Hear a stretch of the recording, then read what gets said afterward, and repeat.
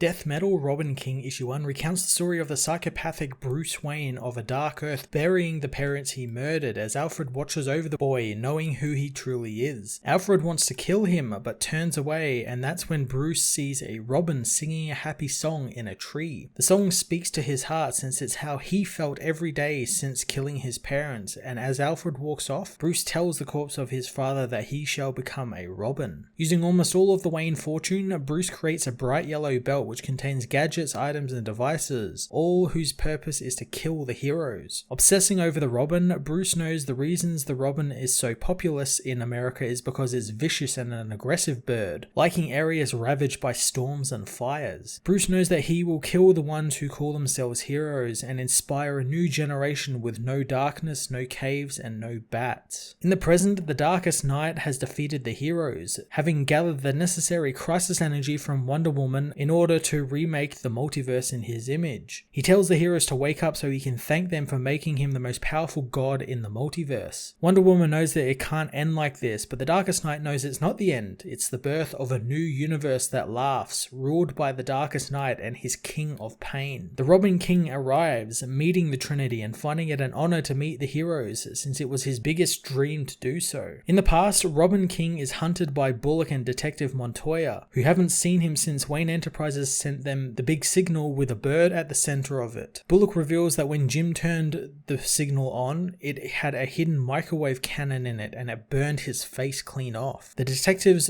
don't know if Jim will live, saying more heroes are coming into Gotham to deal with the apparent monster who has also been killing other heroes. Robin meanwhile jumps onto the arriving firestorm, smashing into his skull and placing a tiny particle accelerator inside his brain, revealing to the hero that it will keep amping up his power until Firestorm explodes and takes the universe with him. Robin says that he's just teasing, however, and it was really a black hole inversion ball which turns Firestorm inside out, making him collapse in on himself. Robin congratulates himself on another successful hero kill as he is attacked by Hans von Hammer and Steve Savage, jumping onto Steve's biplane and easily disarming him, shooting the cowboy in the head with his own gun and taking his plane. Robin engages Hans in an aerial dogfight, easily killing the pilot. Adam Strange, Hawkman, and Hawkgirl soon arrive, smashing up the plane and causing Robin to bail. Robin lands on a roof, finding the matching hero couple quite cute. Robin is happy that they are fighting in the area they are, since Wayne Enterprises owns all of the buildings in the area, which are rigged with everything he needs to kill heroes, including an nth metal spear, which he uses to impale both Shaira and Carter. Adam Strange attacks, calling him a cold-blooded murderer, but going for his utility belt, Robin activates one of his gadgets, which begins teleporting Adam away. Bruce reveals that he reverse engineered the Zeta beams, calling them Ates beams, which he uses to phase Adam into a wall, killing him. Taking the hero's jetpack, Robin goes to look over his victories, but his sensors soon go off as the Batman Who Laughs arrives, telling the boy that what he wants will never happen. The boy asks who the being is, learning he's someone who cares and will tell him the truth. The villain introduces himself,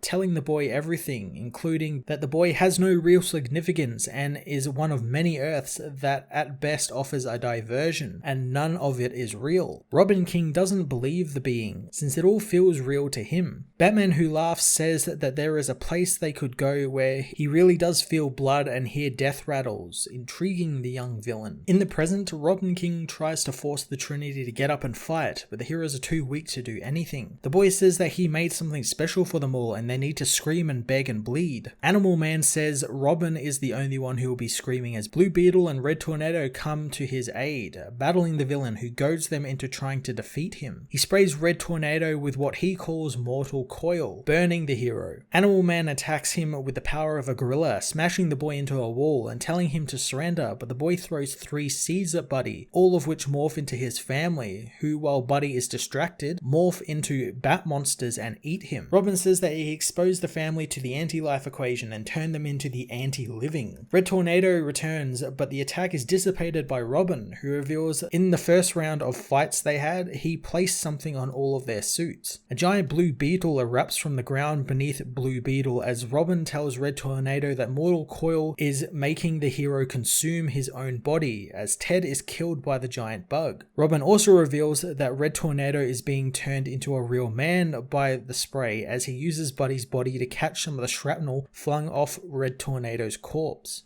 Robin begins to laugh, realizing that this was as fun as he knew it would be, since he's free from guilt and remorse and all the heroes deserve this, and it's time for new heroes and a new generation. Earlier, Robin King is taken to the Batman Who Laughs Earth, where he is torturing and killing Batman all over, turning them into his Dark Knights and their Robins into his Groblins. The villain knows the Robin King will be the greatest of the Dark Knights, but the boy refuses to ever be a bat. The Batman Who Laughs knows he wants to be a bird because he's still young and wants to inspire others to follow him, but it never works out. He watches as other Robins are led into a chamber where they are transformed into the Groblins, which Bruce learns are merely servants to the Dark Knights, and they have no aspiration for anything else on their part, and they are all happy for it. The Batman Who Laughs asks if Robin will become one of the Groblins, but the boy refuses since he has hope that if you show young people, they will indeed follow the Robin song. Knowing what's coming, Robin pops a pill he was saving for Manhunter, preserving part of his mind inside of his body as he is thrown into a cage, dipped into the liquid. The pain is excruciating, but Robin powers through, hearing the villain continue his speech about how he's right. But Robin King knows better, hiding his mind as the fire burns him. Robin King, however, fails and becomes a Groblin, a screaming crow like all of the other Robins before him. However, Robin King was still inside his own mind, only freed by the Darkest Knight, who sought to use him as a distraction and as a weapon, since the boy knows young eyes are watching him as he battles the Trinity, revealing to the heroes his Trinity rings, each developed to take down a member of the Trinity. He smashes Superman in the face with the Kryptonite ring, telling the heroes to rise and begin their battle. The Darkest Knight, however, intervenes, telling Robin it's time to go as he grabs the heroes and Robin. Robin demands to be allowed to finish them off, refusing to come with the multiversal god. It's too late, however, as he is dragged into the multiverse. Robin knows that they are going back to the Dark Knight's home world, but the villain says all this time Robin has been trying to prove hope is real, and if they show people, they will follow them. The boy knows people will follow him, and he felt it during his battle with the Trinity, but he is cut off by the Darkest Knight, who says that every Groblin he's created has retained a tiny bit of free will. However, he never killed them like the Robin King thinks he did. He let them watch the Robin King from his world to prove him wrong. But as it turned out, he was the one who was wrong, as he releases Robin King onto the earth, showing how all of the Robins broke their chains and now cheer for the Robin King, their new overlord. Back in Castle Bat, Robin, Cassandra, and Signal battle one of the Dark Knights, who welcomes Signal home, calling the heroes the weakest link in every team. The being introduces himself as Quietus, calling himself their savior, unlike his counterpart and their mentor Bruce Wayne. Duke finds himself covered in a strange green substance that the villain is secreting, wondering if it's toxic as he unleashes his shadow abilities on the villain, who finds it all very unimpressive, yet another wasted potential. He wonders if the boy knows what happens when darkness encounters the light of Lazarus, spewing more of the green goo onto Duke, telling him that darkness implodes. The villain calls Duke another failure, expecting as much from the boy who couldn't save his family in any dimension. Duke is overcome by the toxic goo, which shows him how the villain came to be, revealing how in his universe, Batman tried to resurrect Duke in the Lazarus pit, but Ra's al Ghul tried to stop Bruce, leading to them both falling into the pit along with Duke, fusing all of the men together. The being asks if Duke is exhausted with such a lackluster existence, thinking perhaps a retirement is in order for the boy. Duke remembers how Batman helped him embrace his light powers,